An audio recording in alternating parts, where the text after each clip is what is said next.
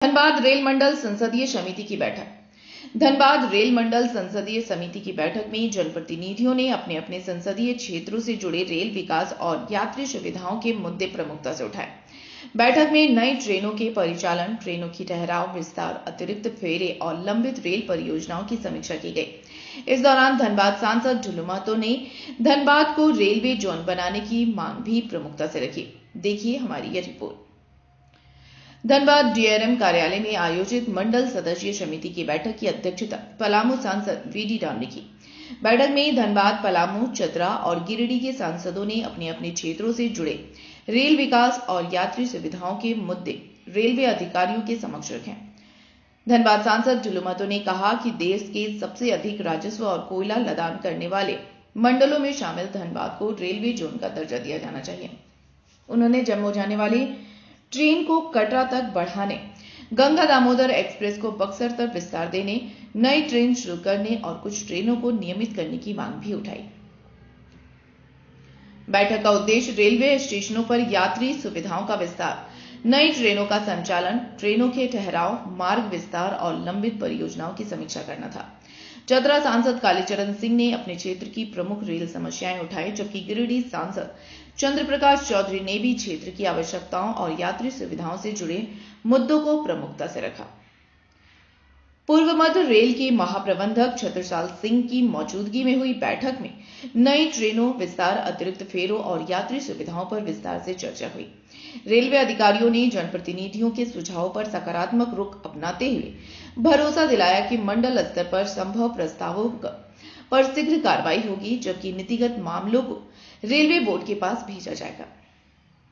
धनबाद मंडल संसदीय समिति की बैठक में रेलवे जोन की मांग को लेकर नई ट्रेनों के परिचालन, विस्तार, ठहराव और यात्री सुविधाओं के विकास तक कई महत्वपूर्ण विषयों पर चर्चा हुई। अब सभी की निगाहें रेल मंत्रालय के फैसले पर है, जिससे क्षेत्र के लाखों यात्रियों को लाभ मिलने की उम्मीद है।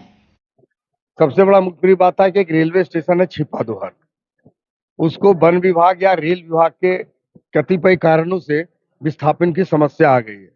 जो इतनी बड़ी आबादी है, बच्चे वहां से कॉलेज जाते हैं, मिलिट्री मैन लोग आते जाते, सर्विस होल्डर है, दो ब्लॉक महुआ डांड, गारू, बारवाड़ी, तीन ब्लॉक उस पर निर्भर है। वो विस्थापन का समस्या वन का, पर्यावरण का हवाला देखेगा। मैं सबसे पहले उसका विरोध किया और मैंने कहा कि इस रेलवे स्टेशन तो देश की आजादी के पहले से लगा हुआ था, आप उसको छेड़छाड़ ना करें, उसको परमिट ना करें अलग ले जाने का। दूसरा, मेरे यहाँ तक चंदवा का फ्लाईओवर घंटों जाम रहता है, 2 मिनट 4 मिनट के लिए क्यों होता है, कई मरीज मर जाते हैं, बच्चे परीक्षा समय पर नहीं दे पाते हैं। ये दो मेरे गंभीर मांग थे। रेल विभाग ने कहा गंभीरता से हम विचार करेंगे, केंद्र को हम भेजेंगे।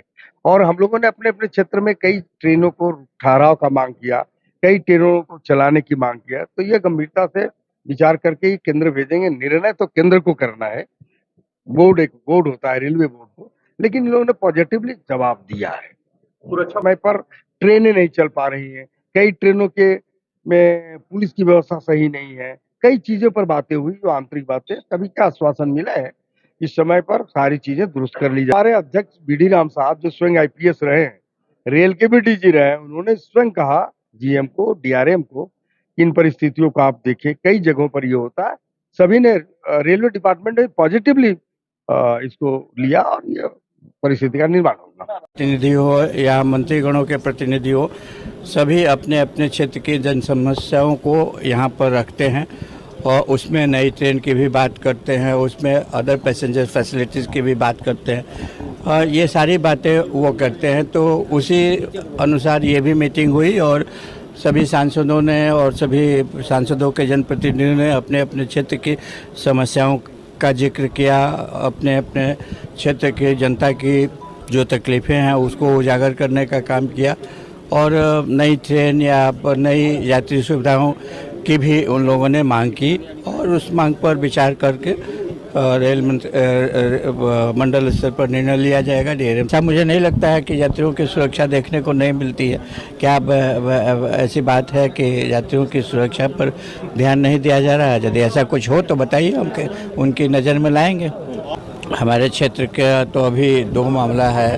एक तो गया शेरघाटी, इमामगंज, डुमरिया होते हुए रेल लाइन का मामला है। या बरवाडी चिरी मेरी अंबिकापुर रेल लाइन का मामला है, या कुछ ऐसी ट्रेनें हैं जिनके ठहराव की बात होनी चाहिए, उन सारी ट्रेनों के बारे में मैंने संक्षेप में अपनी बातें रखी। चले हाँ, तो वो बात किए होंगे तो वहाँ के प्रतिनिधि किए होंगे, इतना यह बैठक हम लोग हर वर्ष करते हैं और यात्री सुविधा संबंधी जितने भी शिकायतें मिलती है हम लोग अपनी बात को रखते हैं और महत्वपूर्ण ट्रेनों को ठहराव के लिए भी कई बार आया है। कहीं पर हम लोगों का रेलवे ब्रिज बनाना है, कहीं पे अंडरपास बनाना है, जो कहीं पैसेंजर्स को स्टेशन में अमृत भारत योजना के तहत जो हमारा स्टेशन में काम चल रहा है, उन सारी चीज़ों को पब्लिक के सुविधा के लिए जितना भी आवश्यकता होता है हम लोग अपना सुझाव भी देते हैं और काम भी हो रहा है। बशर्ते काम में धीमी गति है तो हम लोग निर्देशित किए हैं कि इसको तेज़ गति से किया जाए ताकि लोगों को सुविधा मिले और जनता की सुरक्षा के लिए जो भी कहीं कहीं रेलवे स्टेशन में या कहीं गुड सेट है वहाँ पे पर्यावरण संबंधी कई समस्या रहे, शिकायतें भी आती है। हमारा रेलवे का इनकम सबसे ज़्यादा, मैंने अपनी बात को भी रखा, सबसे ज़्यादा इनकम पूरे देश में धनबाद मंडल देता है, लेकिन सुविधा के नाम पे हम लोगों को कम सुविधा मिल रहा है जितना मिलना चाहिए। जो दूसरे मंडल को ज़्यादा सुविधा मिलता है और हम लोगों को कम मिलता है, तो इसलिए मैंने इसमें भी अपनी बात को रखा है कि यहाँ के लोगों को ज़्यादा सुविधा भी मिलना चाहिए, जबकि ज़्यादा इनकम होता है तो यहाँ पे ज़्यादा खर्च भी होना चाहिए। दूर पर मैंने पहले भी लिखित रूप से कहा है कि हम पहले गोमो स्टेशन भी गए थे, जिस समय नेताजी सुभाष चंद्र बोस का जयंती समारोह था, वहाँ पर रेलवे स्टेप को भी हम लोग जो फुट ब्रिज जिसको बोलते हैं, इस प्लेटफॉर्म से उस प्लेटफॉर्म जाते हैं, तो जो उसका हाइट था इतना ज़्यादा हाइट है कि हम लोग इस आदमी को पैर का जो स्टेप है वो ज़्यादा हाइट कर दिया गया, जिससे आम लोगों को असुविधा हो रही है। इसलिए क्वालिटी पर कोई समझौता नहीं होगा, जब भी शिकायत मिलेगी उस पर हम लोग निश्चित है कार्रवाई करेंगे। नई ट्रेनें जो हमारे हैं कोरोना के समय में लगभग 90% ट्रेनें रुकी है, कुछ ट्रेनें अभी भी रुकी हुई है, उसको भी यहाँ से इस मीटिंग से हम लोग बोर्ड में प्रस्ताव को भेजे हैं। बोर्ड से हम लोग तो पुनः अप्रूवल मंत्रालय से कराएंगे। निश्चित तौर पर मैंने कहा कि धनबाद पूरे भारतवर्ष में सबसे ज्यादा राजस्व देने वाला धनबाद जोन है। ये हम लोकसभा में क्वेश्चन भी किए थे, आप लोग पढ़े होंगे, और मैंने इस बात को एहसास भी सरकार को मंत्री जो हमारे विभागीय मंत्री रेलवे के विभागीय मंत्री अश्विनी वैष्णव जी है, उन्होंने उसी विश्वास के साथ और इस बात को एहसास किया कि ये सच्चाई है कि धनबाद जोन से सबसे ज्यादा राजस्व पूरे भारत में मुंबई के बाद धनबाद से ही जाता है। तो यहाँ का हर समस्या को हमें समाधान भी करना है, तो आज उस दिशा में काम भी कर रहा, आप देख रहे हैं कि उस दिशा में काम भी कर रहा है।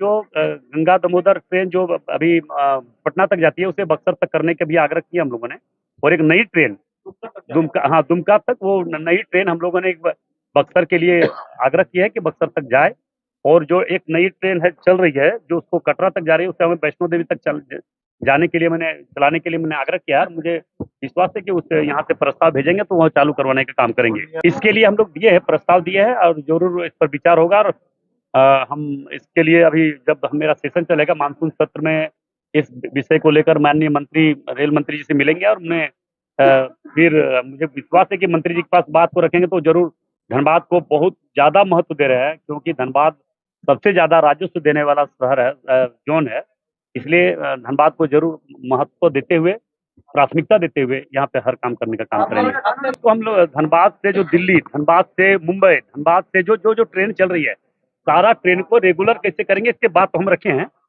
हाँ, धनबाद को रेल जोन बनाने के लिए, क्योंकि ये सच्चाई है, धनबाद में सबसे ज्यादा धनबाद के इस जोन से ही सबसे ज्यादा राजस्व देता है, और धनबाद का जोन दूसरे प्रदेश में है, वहाँ रहे, हमको कोई आपत्ति नहीं है, मगर धनबाद में भी रेलवे जोन बनना चाहिए, क्योंकि पूरे भारतवर्ष में धनबाद एक कोयला का नगरी है, कोयला का राजधानी है, और यहाँ पे हर तरह का ट्रेन मालगाड़ी का सबसे ज्यादा आवागमन है, यहाँ से ज्यादा माल ढुलाई भी होता है, यहाँ से ज्यादा सारा सवारी भी बहुत ज्यादा है, पूरे विश्व के लोग यहाँ पे कई देशों के लोग रहते हैं, तो निश्चित तौर पर यहाँ पे जोन बनना चाहिए। धनबाद मंडल में जो कार्य उनके संसदीय क्षेत्र में पूरे हुए हैं उनकी एक पूरी सूची दी गई, बताया गया क्या क्या काम हुए हैं और कौन कौन से कार्य स्वीकृत हैं, जो अलग अलग चरण में या तो अभी जिन पर प्रस्ताव पर आगे बढ़ करके काम चल रहा है, प्रगति पर है कार्य, अथवा जो कार्य प्रस्तावित हैं उनके बारे में भी पूरा कुछ वृहत बताया गया।